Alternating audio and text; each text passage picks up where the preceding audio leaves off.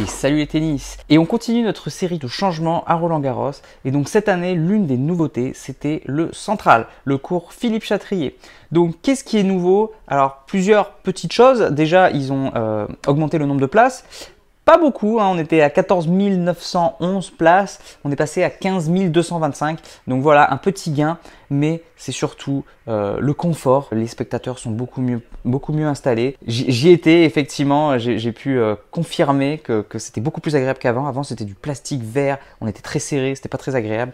Là, c'est des sièges en bois de châtaignier des Vosges et c'était super agréable. Donc non, c'était vraiment bien. Le court est un peu plus arrondi, avant il était très angulaire quand même. Donc voilà, donc des conditions quand même bien meilleures. Et puis surtout, qu'on n'a pas encore eu cette année, mais c'est l'objectif de l'année prochaine, en 2020, il sera doté d'un toit. Et oui, vous avez bien entendu, un toit. Donc on se plaint souvent à Montpellier. Quoi, il n'y a pas de salle à Montpellier? Et Roland-Garros non plus, hein.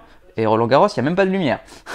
Donc voilà, pour la première fois en 2020, Roland-Garros aura un toit. Et à chaque fois qu'il pleuvra, le Chatrier continuera à jouer. Donc incroyable, un grand chelem qui a un toit. Donc voilà, évidemment, on était le dernier grand chelem, on était en retard là-dessus. Donc ce sera chose faite en 2020.